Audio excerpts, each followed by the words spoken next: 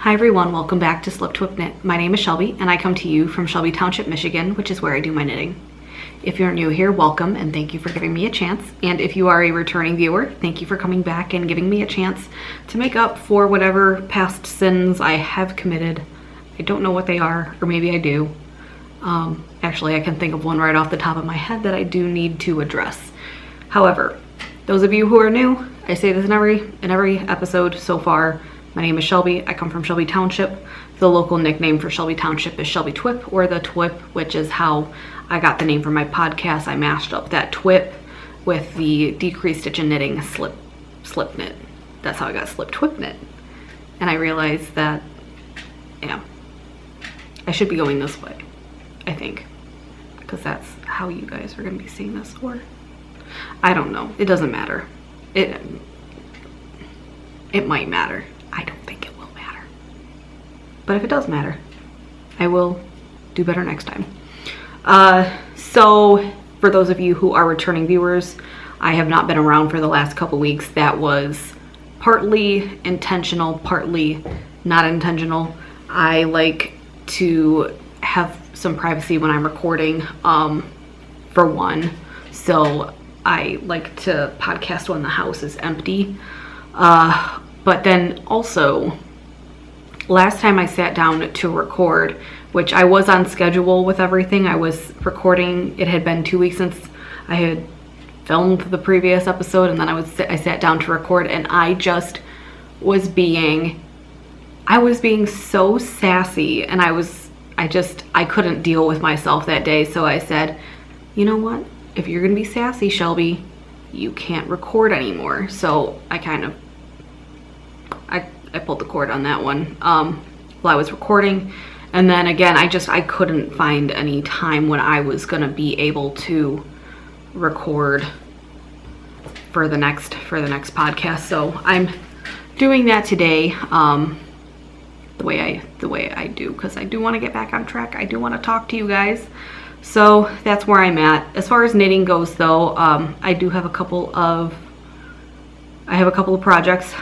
As some of you who've been around for a while may know, I am not the best at being monogamous with my knitting, so I will talk about what I'm working on now.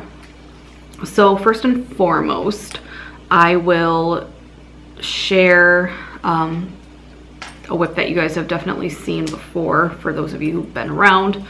And this is my Deseki cowl, and as you can see, it's grown quite a bit.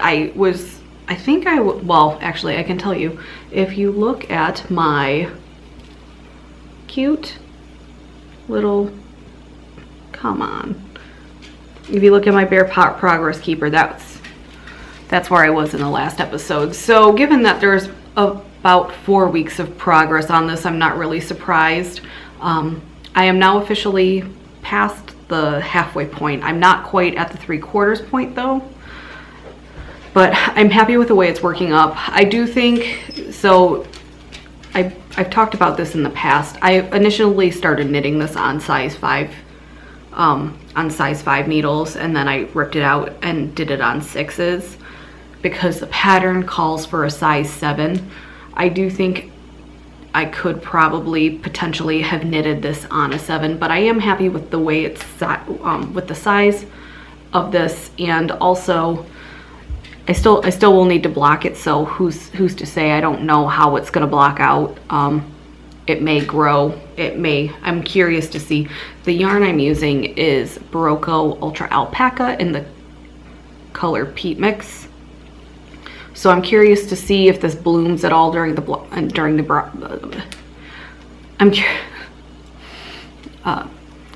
curious to see if this blooms at all during the blocking process. But I said that this is the Deseki cowl, but I don't think I mentioned the designer. This is by Thea Coleman. She is the queen of cables, and as you can see here, just kind of a very fun all over sort of cable sampler. I've done all sorts of cables with this. So if by chance you quite like cables, if you like cables and you want a cable-y project to work on, this has been very, very satisfying. I am currently in the middle. I'm currently in the middle of a round. That's because I was trying to knit at the same time that I was watching Ghost Adventures on my iPad last night, and eventually I had to pay attention to what was happening on Ghost Adventures because I needed to see what that douche Zach Bagans was gonna do next. So this is the Seki cowl. I think probably by the time I am ready to film for next episode, which I want it to be in 2 weeks, I can't guarantee that. Well, I want to guarantee it, but I feel like I can't. But this might be done because, like I said, I'm very close to being 3/4 of the way done with it. So we will see. My water's boiling. I will be right back. Okay. So then, in addition to Seki, I have a couple of other projects, and I'm going to talk with the one that's a little bit more time sensitive. I'm going to talk about this time sensitive one next. So I'm in the process of knitting a quote-unquote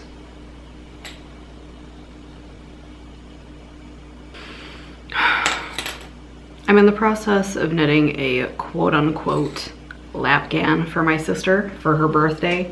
And as you can see, it is, you know, it's going to be a good width to put across one's lap.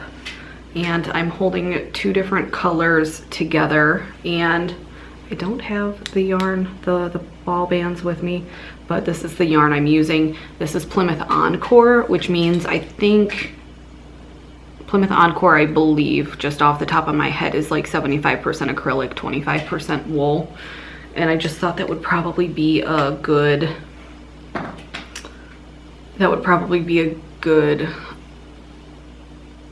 fiber to use if I'm making a gift for someone, especially a blanket, just because, like, I don't know, when you're knitting a gift, are you just kind of sensitive about how the person that you're knitting for, like, what kind of washing techniques do they use? Because I'm fairly certain my sister is gonna just want to throw something in the washing machine, so that's why I tend to stick with something that's superwash or acrylic-y.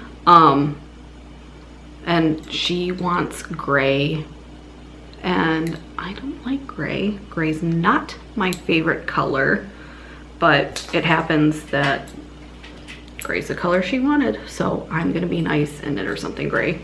There's no pattern specifically that I am using for this. I literally am I cast on a bunch of stitches. I made sure it was good enough to fit across the width of sit across my lap. And then I purled the first 5 stitches of each row, knit across, and then I purl the last 5 stitches of each row to create a little bit of a border, but not much of a border. And this is how big it is. So I cast this on at the beginning of the month. It's very boring. It's so boring. Garter stitch is boring, and I'm knitting this on size 10 needles.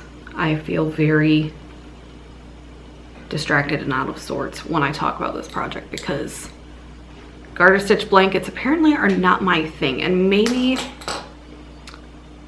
there's a couple of things I'm thinking. So this will be very squishy, and it'll be a nice Lapgan. I have more yarn, by the way, so I know that this ain't gonna, like, I know this is not gonna make a full blanket for my sister. So, and it's not gonna be enough to make a Lapgan, so I do have more yarn. But anyway, I don't remember what I was thinking. I'm thinking, oh, next time I make a blanket, because I'm sure this won't be my last blanket. People love blankets. I love blankets. I just might not like knitting them very much. Still trying to figure out. Jury's out on that, but I definitely don't like a plain garter stitch across blanket is what I'm finding. However, that being said, if I do another blanket, I'm thinking I'll probably do like a corner to corner blanket instead, and then at the very least, while it may be some boring garter stitch, I will still be able to do some, I'll have some things like increases and decreases to at least mix it up a bit. That's what I'm thinking. So that's my Lapgan project, and I have to finish it before March 8th. I don't know if I'm gonna make it. Or maybe I will. I don't know. Depends when my sister comes home for her birthday, which I'm assuming will be the weekend of her birthday because March 8th is Monday, but you never know.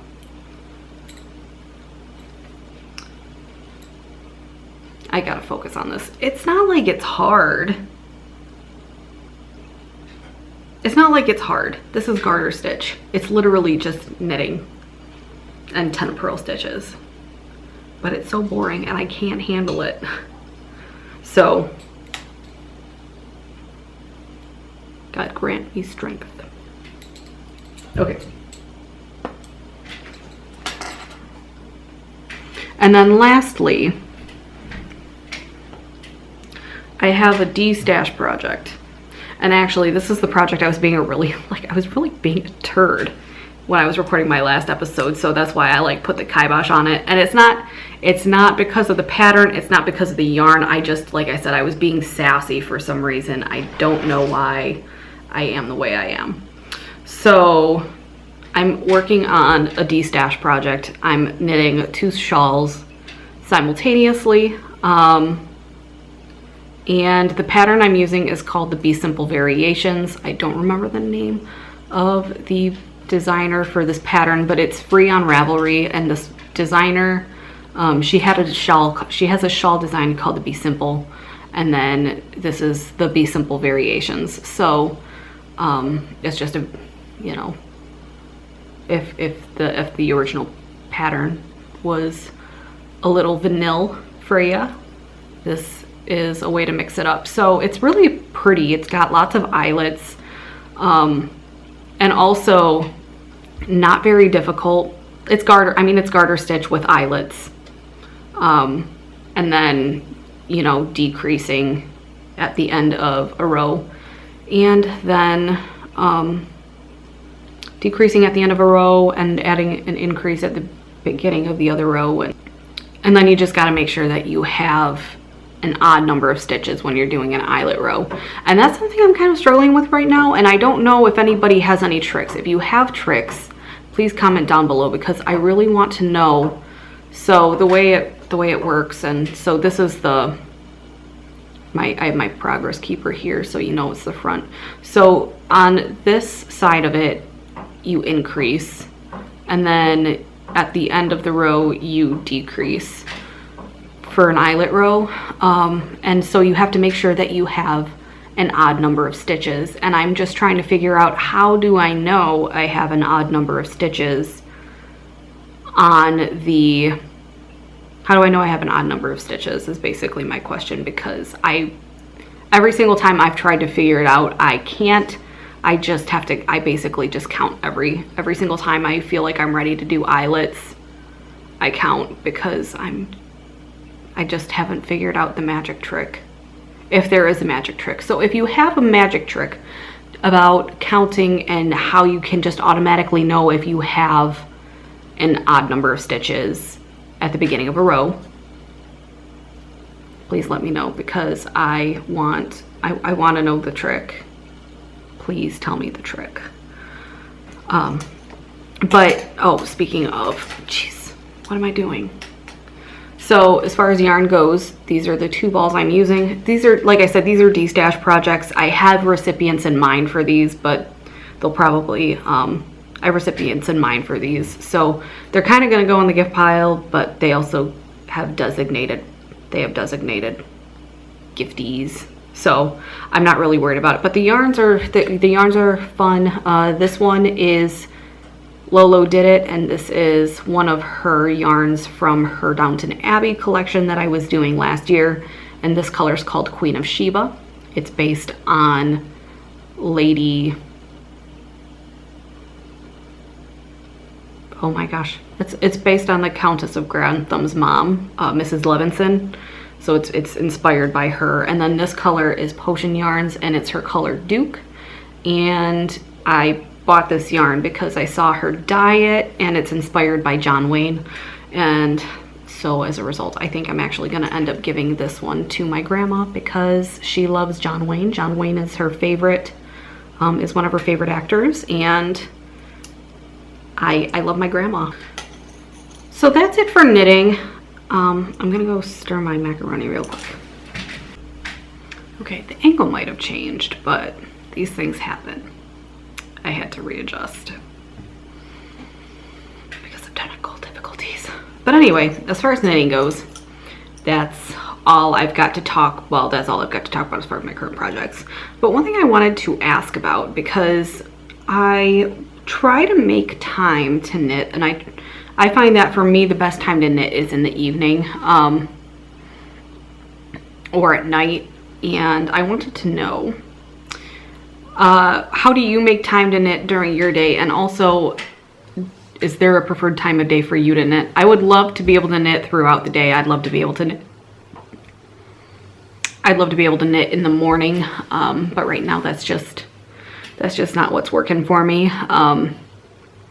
So I've been knitting at night, and it's not that it hasn't worked, because clearly I've got a lot of work done on my cowl, and that's pretty much all night knitting for me. So that's, it's not a bad thing. It's just, I wish I could knit more. I just can't. I can't find the time, or I don't have the time, or I don't know. I waste my lunch break, to be honest. I watch Ghost Adventures on my Discovery Plus app on my lunch break. So that being said, I think just because, I don't want to make this too long and excruciating for you guys. So yeah, comment down below any tricks about finding out how to count and make sure you just automatically having a way to know that you have an odd number of stitches. And then also let me know what your favorite time of day is to knit, and how you manage to make time to knit, because I know we're all very busy, even though these are the times we live in, and it probably seems like you should find the time, but being home all the time does not change reality. So just let me know. Curious to get your input, and thank you all for taking the time to watch it. I really appreciate it. If you come back, that would be excellent, but if you don't, my feelings aren't hurt. Hopefully I'll be recording again in about 2 weeks, but that depends on ultimately depends on the privacy factor, and also if I record and I end up being a complete turd, I'm not going to post that episode. So I will see you again soon. Thank you both. Thank you both. Thank you all. I don't know, however many people watch, and I will see you next time. Thanks. Happy knitting.